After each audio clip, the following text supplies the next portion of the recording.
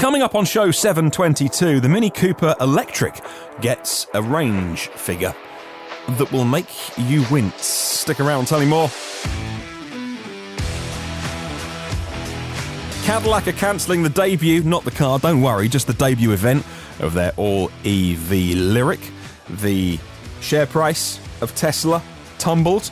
German construction company Aricon are those building the Gigafactory in Berlin, and the sightseeing buses that are going electric. More stories than that to get to today. Another packed day of fantastic, optimistic, feel-good news on the podcast. Well, good morning, good afternoon, or good evening, wherever you are in the world. Welcome to EV News Daily, the edition for Tuesday, 10th of March. Martyn Lee here, been through every EV story that I can possibly find online today and whittled it down to this podcast, so you don't have to be looking for these stories. Thank you to myev.com for helping make the show. MyEV had a wonderful event recently, EVs and Tea in Miami. Going to bring you one of the panel speeches in the next couple of weeks, actually. There were some fascinating talkers on one of the panels, really well moderated as well. And if you haven't had a chance to, if you didn't go to it, I'm going to bring you that. I think it's a 4-person panel plus moderator. I'm going to bring you that in the next couple of weeks as a Saturday special.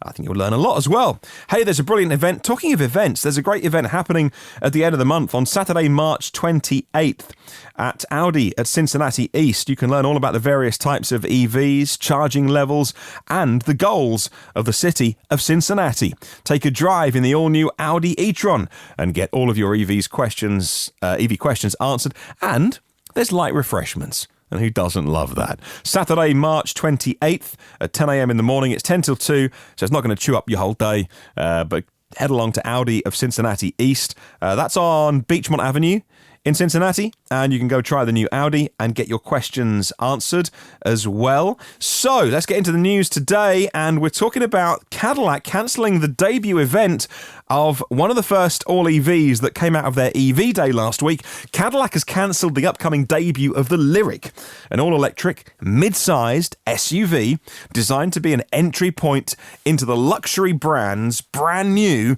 EV lineup over concerns about COVID-19. I haven't mentioned coronavirus on this podcast too much. It's had a huge effect on supply chains and many places. You know what? You're kind of probably getting your news from elsewhere. You don't need this podcast to talk about it, but we have got to address this. TechCrunch say that GM's luxury brand has plans to reveal the Lyriq on April the 7th. No, it's the 2nd. It's April the 2nd. An event in Los Angeles. The Geneva International Motor Show was cancelled. Mobile World Congress in Barcelona, cancelled. South by Southwest, cancelled in Austin, Texas. And the GM brand have now said in a statement that the event to launch their first EV following EV Day, the Lyriq, that's being cancelled. Out of an abundance of caution, they say. The Lyriq is just one in a roster of EVs that GM plans to bring to the market over the next 24 months. They will, on March the 4th, they said they will bring new EVs to Buick, Cadillac, Chevrolet, GMC, Hummer, and more as well. All right, well, I'm sure the car will still be launched in some sort of online digital thingamajig. We will keep an eye out for the news, and I'll let you know first all the details. Mini is a company being made here in the UK. The Mini Cooper, of course, owned by BMW these days. They just got their specifications announced for the Mini Cooper SE, aka the Mini Electric, the first full Mini Electric, sort of-ish. 10 years ago, there was a weird small lease program where they were trying some electric stuff, and that didn't go any further. And then fast forward 10 years, there's now the Mini Cooper SE. And from March, you can now get one with an EPA range of... EPA range has come in at 110 miles. That's 177 kilometres. Not the end of the world, though. According to Inside EVs, the EPA range rating is in line with previous estimates. The new specs released include energy consumption as well. And it's comparable to the BMW i3 because the bits upon which the Mini is built is the BMW i3. However, the BMW i3, the top level one, currently comes with a 42.2 kilowatt-hour battery. The Mini Cooper, only the old 32.6 kilowatt-hour battery. The motor is the same as the one in the BMW i3S, but otherwise it's not the latest technology that BMW do have in their locker, but they're reserving for the BMW iX3, which I told you 2 days ago is now not coming to the USA because the range isn't going to be enough to compete with the Tesla Model Y. The specs for the Mini Cooper are... Okay, well, I'll tell you. EPA range of 110 miles, that's 177 Ks. WLTP range is weird. It's between two numbers. I hate this. Just give me a number. Between 124 and 144 miles. But I don't know what the minimum represents and what the maximum represents. So again, more bonkers ways of describing EV range, which is one of my massive bugbears anyway. It confuses people moving over from ICE cars to EV. They say, how far does it go? And we go, well, here's the number in Europe. Here's the number in China, which is mad, it's double. Here's the number in America, but when it gets cold, it'll do less. You know, it's one of those things that we need to fix how we talk about range to people coming over from fossil cars. But anyway, that's a digression. Let me talk about the the Mini Cooper sitting on BMW Tech. The battery is 32.6, but that's gross, right? So actually the battery in the Mini Cooper is 28.9 usable, 28.9 kilowatt hours. There's 12 modules, which is 93.2 amp hours, cells, 0 to 62, 7 seconds, that's quick. And if you are interested, maybe make an inquiry to your Mini dealer, because as with many of these cars, I suspect they're going to be in short supply in North America. And I've not been told that. That's just me sticking my finger in the air and seeing which way the wind is blowing. And at the minute, there's lots of fines, actually, that could be imposed on car makers if they don't sell enough EVs this year, and particularly next year in Europe. So a lot of EVs that are being made are going to be heading towards Europe and China, it's frustrating for US buyers. Having done nothing wrong, waited a long time for great EVs, now they're not getting them because Europe has put these emissions rules in place, which means the car makers have got to sell more EVs here. Anyway, let's talk Tesla. Semi-occasionally, I'll get people say to me, Tesla's gone up 10% today. Why are you not talking about the share price? Are you anti-Tesla? I normally get those emails about 5 minutes after someone says, all you do is talk about Tesla. You're a massive fanboy. I'm unsubscribing. So I don't talk about Tesla's share price, by the way. I don't talk about individual stocks. I don't personally invest in individual stocks because I don't sleep very well at night when I do. I used to have a little play with fun money, and every day I was checking the price. And every day it would go up and I'd be happy, and it would go down, I'd be unhappy. And it's too much stress for me. So I lie awake at night thinking about it. So I absolutely don't. And I don't recommend that you invest in Tesla unless it's money that you can genuinely forget about, because the share price just plummeted by 13.6%. So I don't talk about it when it goes up. And why don't I talk about it when it goes up? Because when it goes down, well, I don't really want to be going on about it. It went down to $608 per share, which is still massively up on where it was 6 months ago, and historically as well. If you are riding that roller coaster, all I would say is somebody once said, you only get hurt on a roller coaster if you jump off of it. So if you're bought at the top and you've just lost a load of money, well, you make your own decisions, but there we go. There's a lot going on at the minute with stocks and shares. The S&P was down, plunging oil prices. There was a continuing outbreak of the COVID-19 virus. According to CNBC, the oil price battles between Saudi Arabia and Russia could challenge Tesla's EVs and solar roof cell business in markets where it remains more affordable for people to stick with fossil fuels. The oil price has massively crashed as well, like 30% on a barrel of oil. Historically, when crude oil and gas goes down, EV sales actually stumble as well. It's not an inverse thing. So just thought I'd mention it, and a clarification for those people that email me to go, look, Tesla's doing really well, you're ignoring them, do you hate Tesla? No, it doesn't interest me. Anyway, it will go up, it will go down. Good luck to those that play the game. I wish you all the best with it. Hope you make some money. Lots of people have made enough money doing it to actually buy a Tesla. How about that? That's cool. Right, let's talk about Gigafactory Berlin, or Giga Berlin.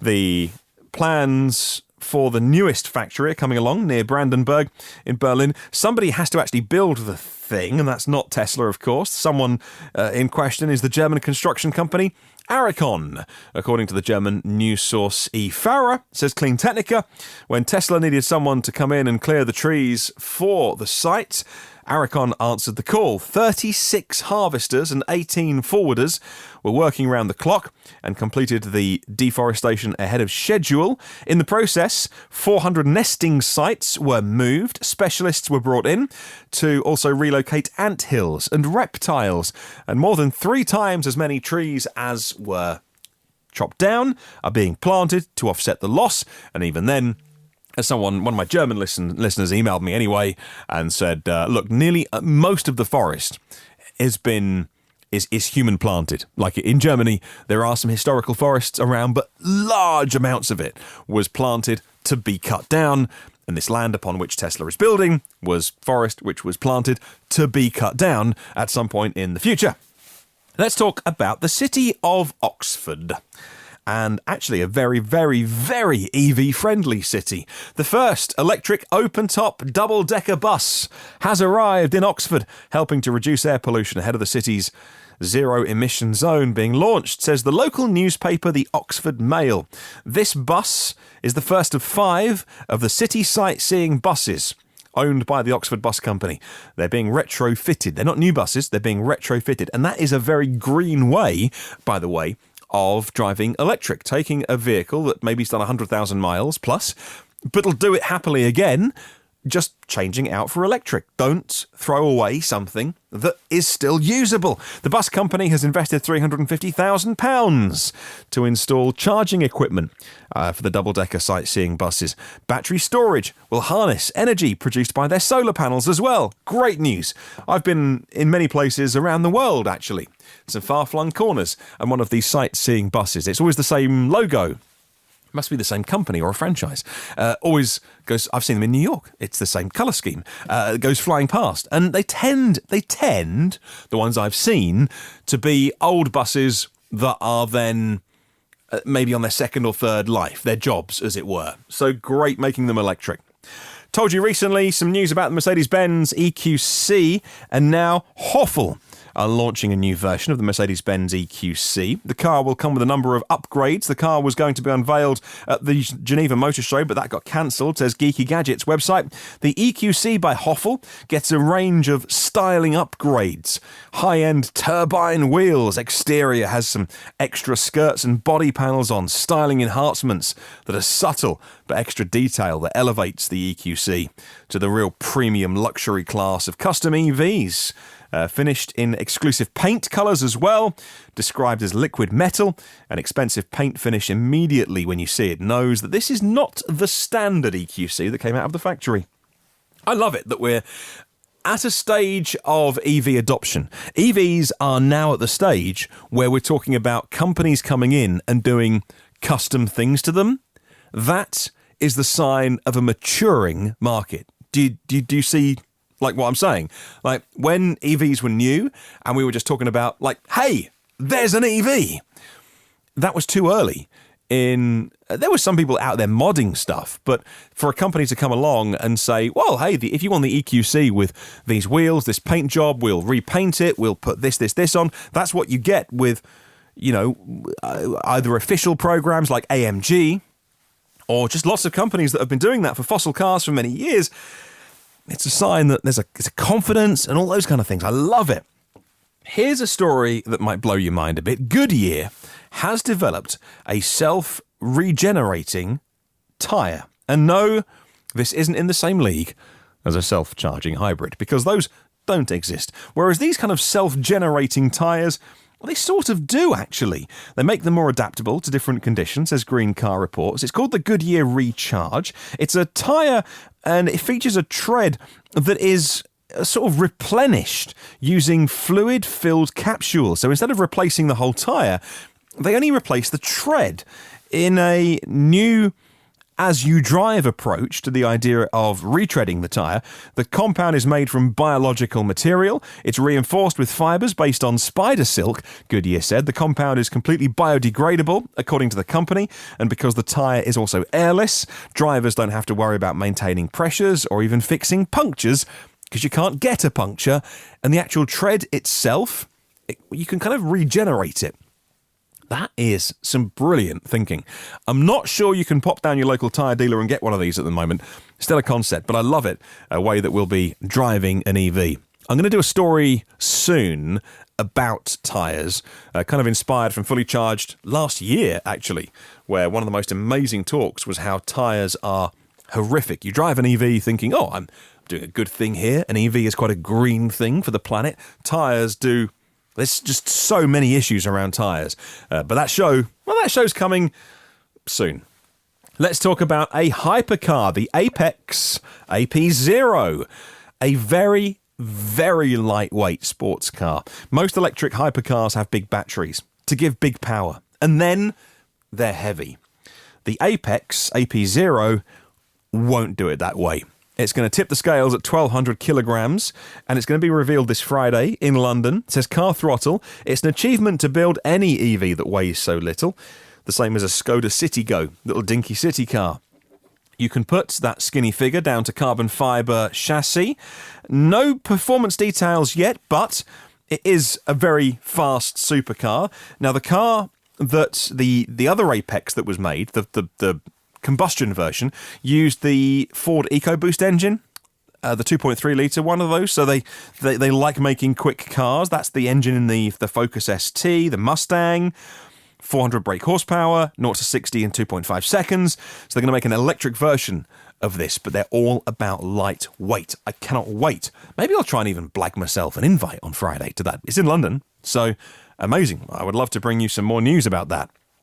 Question of the week time. Every day we edge closer to the first handovers of the Tesla Model Y. First ones go to staff and then regular buyers get theirs, but it's all being done without a fanfare. It's the opposite of the way that Tesla normally go about their business. They're so good at publicity. And whether it's smashing windows on the Cybertruck and the conspiracy theories online saying that was on purpose, everything they do, there's always a handover event. There's an event day, there's publicity. With the Model Y, they're almost quietly rolling it out. And I wonder why. And I'd like to hear your opinion. Why do you think Tesla are quietly doing the Model Y handovers? Let me know. Email me hello@evnewsdaily.com or leave a comment on the YouTube show. There are 240 patrons of the podcasts. And thank you very much to every single one of those. Particularly all the individuals that support this show as well. But the businesses who I always like to give a mention to our premium partners: Phil Roberts of Electric Future, Brad Crosby, who's not a business, he is an individual that has supported this show for a very long time now, Avid Technology, Brightsmith for clean tech talent, and our newest premium partners, Porsche of the Village Cincinnati and Audi Cincinnati East.